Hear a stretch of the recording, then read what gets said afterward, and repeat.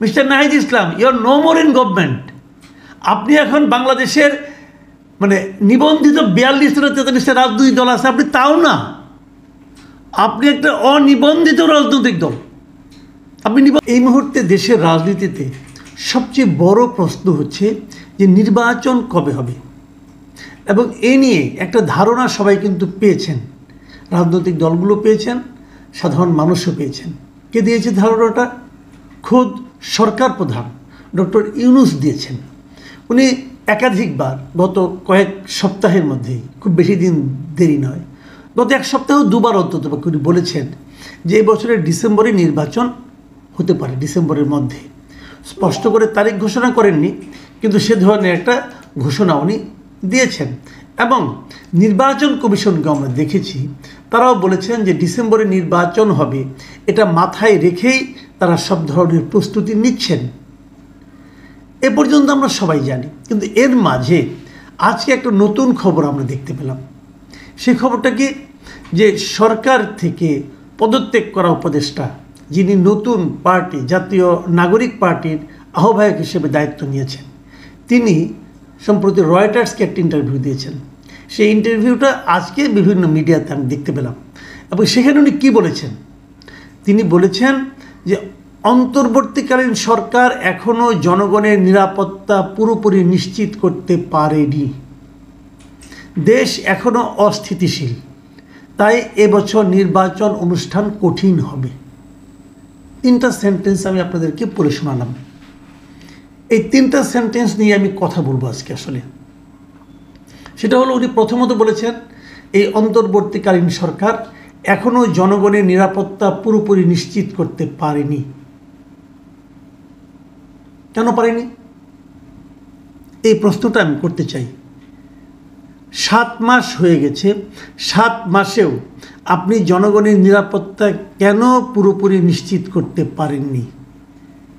এটা কি আপনাদের ব্যর্থতা নয়? এই ব্যর্থতা থেকে বের হয়ে আসতে আপনারা কি খুব কার্যকর কোনো পদক্ষেপ নিতে পেরেছেন? আপনি যদি ঘরের মধ্যে ঘুমিয়ে থাকেন আর বলেন যে কিছু তো হলো না, কেন হলো না, এর জন্য কে দেয়, তাহলে তুমি ফল আসবে না। আপনাকে তো জাগতে হবে, আপনাকে তো হাঁটতে হবে, আপনাকে তো জনগণের কাছে যেতে হবে, আপনাকে জানতে হবে নিরাপত্তা নিশ্চিত করার দায়িত্ব কাদের, তারা কেন দায়িত্ব পালন করছে না, কারণটা জেনে তার প্রতিকার করতে হবে। তার কোনটা আপনি করেছেন? আপনি মানুষের জীবনের নিরাপত্তার চেয়ে বড় আর কি থাকতে পারে? আপনি সেই নিরাপত্তায় নিশ্চিত করতে পারছেন না বলে আপনাদের সঙ্গে এতদিন থাকা ব্যক্তি আজকে ডিক্লেয়ার করছেন। আপনারা স্বীকার করছেন না, কিন্তু উনি স্বীকার করে দিয়েছেন। সরকারের জন্য এর চেয়ে বড় ব্যর্থতার প্রমাণ আর কি থাকতে পারে?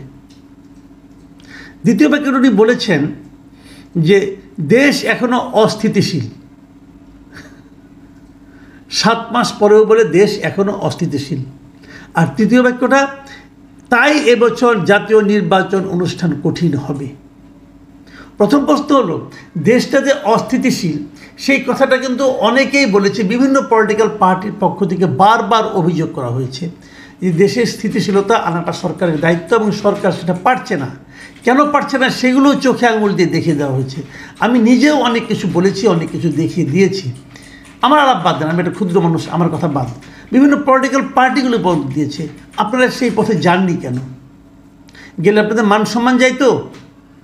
আজকে তো আপনাদেরই লোকই বলতেছে দেশ অস্থিতিশীল, তারপরে এই লোকে আবার ভার্ডিক্ট দিচ্ছে যে এবছর জাতীয় নির্বাচন অনুষ্ঠান কঠিন হবে। এইটার ক্ষেত্রে আমার একটা অন্য ধরনের আপত্তি। অন্য ধরনের আপত্তি এখানে যে নির্বাচন কঠিন হবে কি হবে না সেটা সরকার বলবে। Mister Nahid Islam, you are no more in government. আপনি এখন বাংলাদেশের নিবন্ধিত 42-43টা রাজনৈতিক দল আছে, আপনি তাও না, আপনি একটা অনিবন্ধিত রাজনৈতিক দল। আপনি নিবন্ধন পেতেও পারেন, নাও পেতে পারেন আইন অনুযায়ী দেখতে গেলে। তো আপনি পাবেন, হয়তো আশা করছেন, আপনাদের ক্ষমতা আছে, হয়তো পাবেন। নিবন্ধন না পেলে আপনার নির্বাচনে অংশ নিতে পারবেন না দলীয়ভাবে। তো আপনি ভার্ডিক্ট দেওয়ার কে যে নির্বাচন কঠিন হবে? আপনি এখনো ভুলতেই পারছেন না যে আপনার সরকারে নাই, আপনি সরকারে নাই, হয়তো আপনাদের মধ্যে এমন কিছু কাজ করছে যে আপনারা সরকারে অফিসিয়ালি না থেকেও সরকারে আছেন। এই দুটোই তো খারাপ। আমরা গত কয়েকদিন আগে প্রধান উপদেষ্টা বলছেন যে নির্বাচন এই বছরই দিবেন, আপনি বলছেন নির্বাচন অনুষ্ঠান কঠিন হবে। তার মানে প্রধান উপদেষ্টার যে মূল্যায়ন, সেই মূল্যায়নের সঙ্গে আপনি প্রথম দ্বিমত পোষণ করলেন।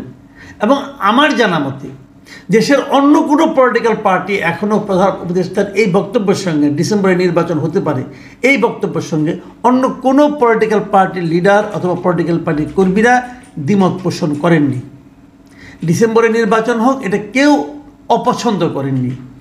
আপনি প্রথম আপনার বক্তব্য দিয়ে এক্ষেত্রে একটা সন্দেহের কথা বললেন। আচ্ছা, এবার আসুন আমরা ভাবি এমন একটা সন্দেহ উনি কেন করলেন? আসলে এই ছাত্রদের এই দলটা, তরুণদের এই দলটা অথবা নাহিদ ইসলামের এই দলটা আসলে তারা কি চায়?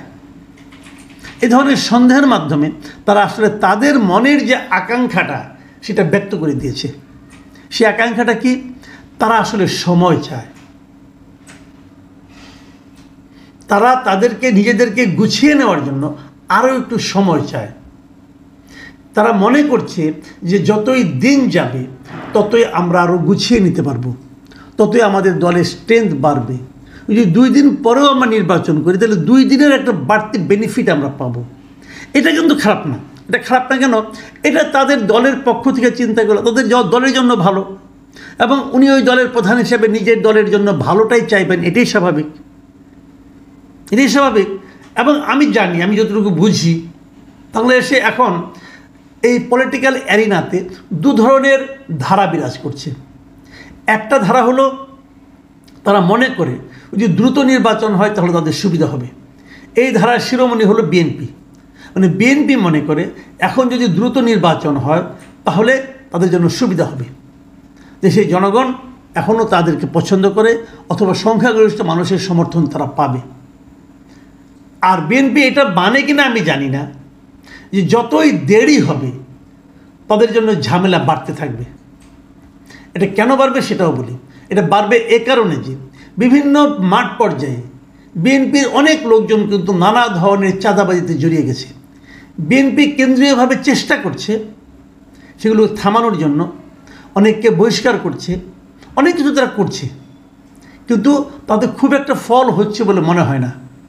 নির্বাচন যদি দেরিতে হয় তাহলে এই জিনিসটা কিন্তু বিএনপি ছাড়া অন্য অনেক রাজনৈতিক দলের জন্য আমি মনে করি কিছুটা বাড়তি প্লাস পয়েন্ট হয়ে দাঁড়াবে। এটা গেল একটা বিষয়। আবার দেখুন, নির্বাচন দেরিতে করার জন্য এই যে নাহিদ ইসলাম যে কথাটা বলেছেন, এই কথাটা তো নির্বাচনকে উনি পিছিয়ে দিতে যাচ্ছেন, বোঝা যাচ্ছে। ওনার দলের উনি একাই না, কিন্তু আরও নেতা, যেমন গত 2 দিন আগে আমরা দেখলাম যে সার্জিস আলম একটা কথা বলেছিলেন যে হাসিনাকে ফাঁসির মঞ্চে ওঠানোর আগ পর্যন্ত নির্বাচনের কথা কাউকে ভাবতে উনি মানা করে দিয়েছেন। তার মানে উনি নির্বাচনটাকে আরও প্রলম্বিত করতে চান। ওনারা তো বিরোধী দলে আছেন, ওনারা তো মাঠে আছেন, ওনারা কেন এখন নির্বাচনটাকে প্রলম্বিত করতে চান? এই প্রশ্নটা কিন্তু অনেক উঠবে। এই কারণেই ওনারা চান যে যত দেরি হবে তত ওনাদের পক্ষে মাঠ গুছিয়ে নেওয়াটা সহজ হবে। সেই দিকে তারা যেতে যাচ্ছেন। এখন শেষ পর্যন্ত কি হবে? আগামী সময়ে এই জাতীয় ঐক্যমত্য কমিশন যেটা হয়েছে এবং এটা ইস্যু করে এবং অন্য ইস্যুতে সরকারের সঙ্গে নিশ্চয়ই বিরোধী দলগুলো বসবেন, সেখানে ওনারাও একটা দল হিসেবে বসবেন।